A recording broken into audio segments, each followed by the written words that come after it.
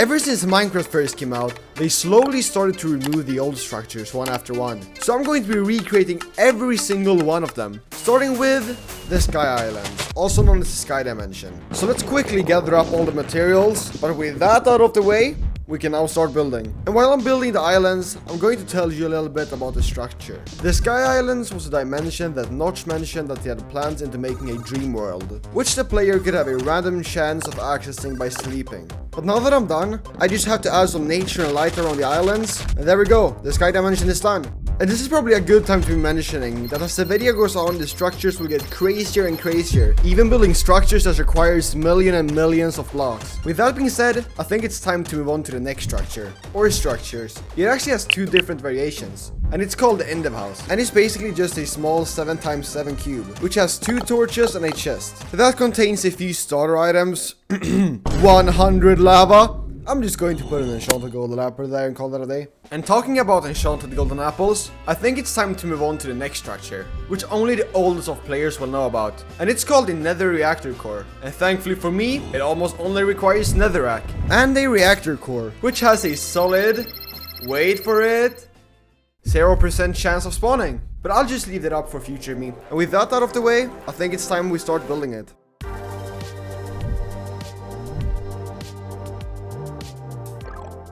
And that's the nether spire finished. But we still have to put the nether reactor inside of it. And luckily for me, I have it right here in my right hand. And this is definitely not retextured dirt or something. No. But does this mean that I'm reacting to the nether reactor? Get it? Cause reactor. Okay. These jokes are spiraling out of hand. Okay, I'll stop. And now that I'm finished with the last easy structure, it's time to move on to the medium ones.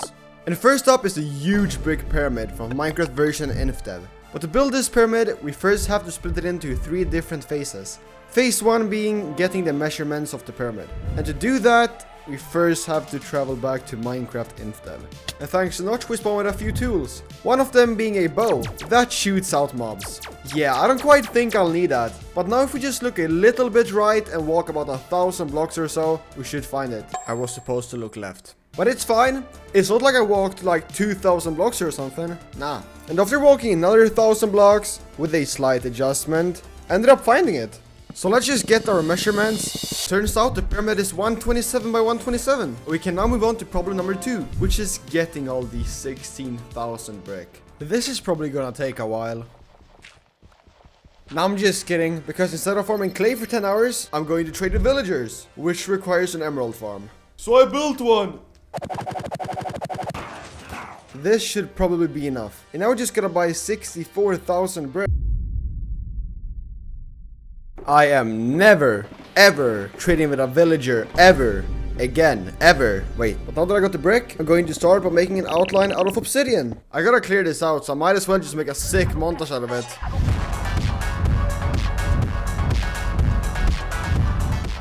That took me way too long to clear out. And now I gotta build the pyramid. And that's 1 layer, 3 layers, 10 layers. We're now halfway done. And also, if you were wondering how I know where everything goes, there's a mod called Lightmatica that lets you make a schematic out of literally anything. So you then know where you're supposed to put everything. But with that said, let's finish up the rest of the pyramid. And there we go, that's the pyramid done. The next structure I'm going to be building is called a monolith, which were basically glitched areas of terrain in the late versions of Minecraft Infdev. But let's start by finding the area in which I'm going to be building it. And I think right here might be the perfect spot. Anyways, building this is gonna require over 70,000 materials. But thankfully, most of it is stone, which I have a farm for. But other than stone, it's gonna require over 1,000 coal ores. So let's head over to my dragon's nest, which I accidentally created in my last video. And since there are tunnels everywhere here, it should be pretty easy to find coal. And with that coal, we now have all the materials. And I think I might have minimized the amount of stone I would get. Yeah, it's a lot. But you know what they say, once a monolith, always a monolith. Bro, what am I saying? Let's just get to building.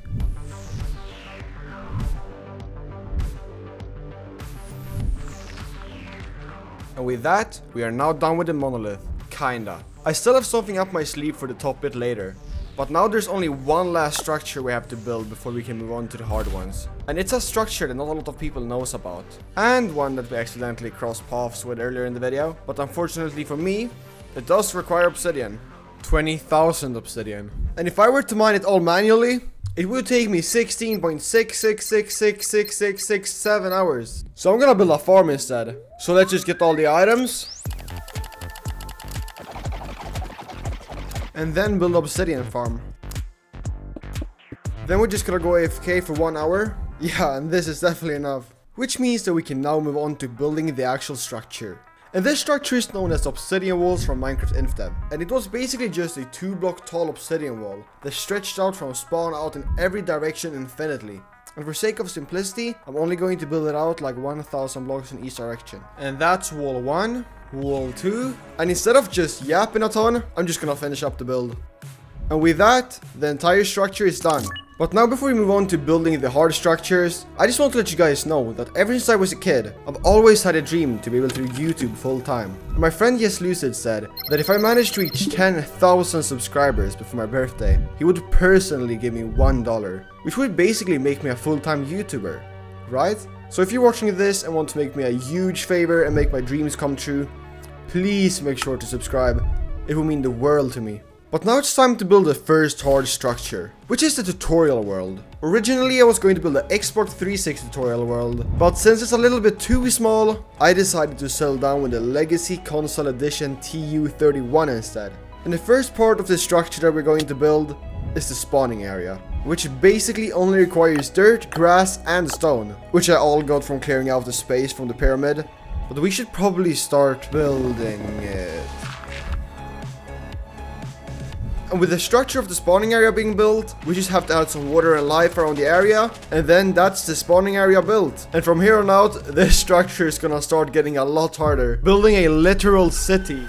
Anyways, in the tutorial world, the starting area got followed up by a park looking thing, which consisted of 4 different areas: farm, anvil, animals, and the minecart area. And I'm not quite too sure how Mojang thought this little contraption would teach anyone about minecarts. It doesn't even work. I also already went ahead and got all the materials, since I basically had farms for everything I had to get. And this is the part where I spend days on days building.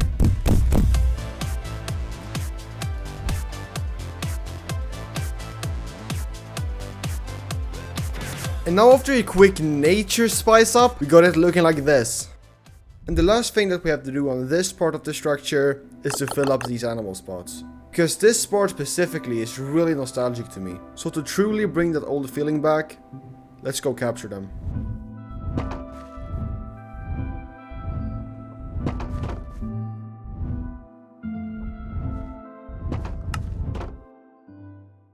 Now I just need to build the last part of the structure, which might just be a literal city. Oh my god, this is gonna take forever. But since this area isn't really large enough to hold up an entire city, we have to clear up the space. So with a quick transition, it's gone. And now for the material list. It isn't actually that bad. Okay, yeah, yeah, it's pretty bad. But before we go material gathering, there's one farm left that we have to build. And that is the Gravity Jupiter 24555X736458. Yeah, I completely made it up. And since I got end portal frames from a past video, I can literally build the Gravity Jupiter wherever I want to in the overworld. But let's just quickly craft it up. And what this farm basically does is to dupe gravity items. Hence the name. So if we now just switch this lever, it should work. Oh yeah, it actually works perfectly. And with that said, let's go AFK. Okay, nap time's over. Yeah, this is enough. And with the gravel, plus the other 60,000 materials, that, I kid you not, took me over 15 hours. And I'm basing that on all my recordings from that period. So it's probably even more than that. But with that, we can finally start building. This is probably going to take a while. And normally when I build stuff, it's just really boring and takes tons of time. But this time I actually kinda enjoyed it. But I say we finish up the last section of the build now.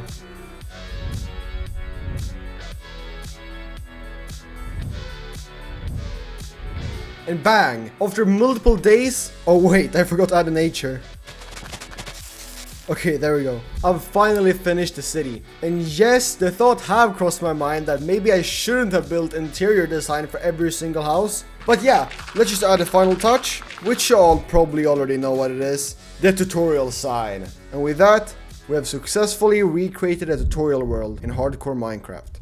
And you know how I mentioned earlier in the video that the monolith wasn't finished? Well, to finish it off, we first have to travel back to 1.8 to then locate our village. And as you can see, in this version of Minecraft, we still had a beautiful village we all miss. So to be able to recreate this, we just gotta switch this world back to 1.20 and then copy every single part of the structure. So with the structure schematics copied, we can now start building. And there's actually a total of 8 different structures that we have to build. So I guess we'll start with the smallest, the normal small house, which was basically just a normal small house. And the next building is just a farm, which is pretty self-explanatory. It's basically just a house with a farm. And yeah, you kind of see the way it's going. So let's quickly just build them all up, except for the weaponsmith house. Because as a personal favorite, I want to give this one an honorable mention, as the best village house ever created. And with the village being fully constructed, it's time to once again add some nature around it. And now that this structure basically has 2 medium structures, that means that it technically categorizes it as a hard one, right?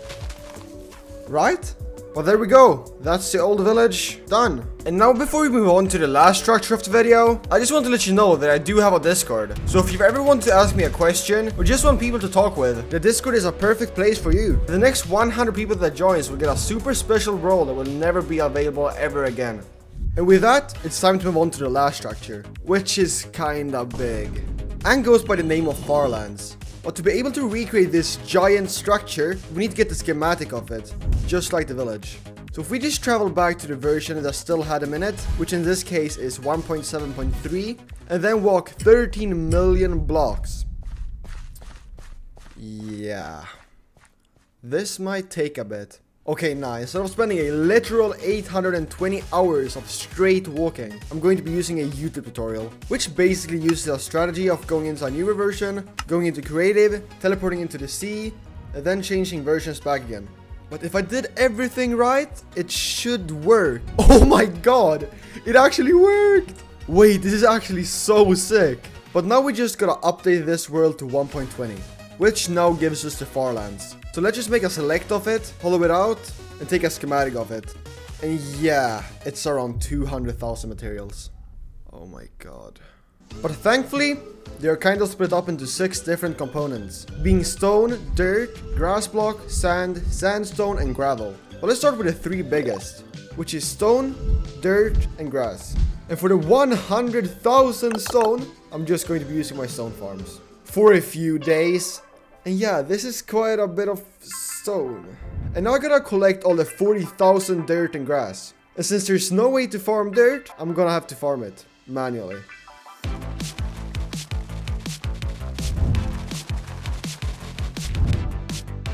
But with stone, dirt, and grass out of the way, there's only sand, sandstone, and gravel left, which can all be obtained via the gravity tuber. So I guess we're going AFK.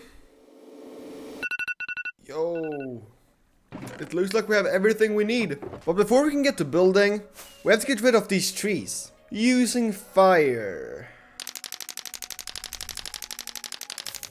And with the trees out of the way, it's finally time to finish up the last structure.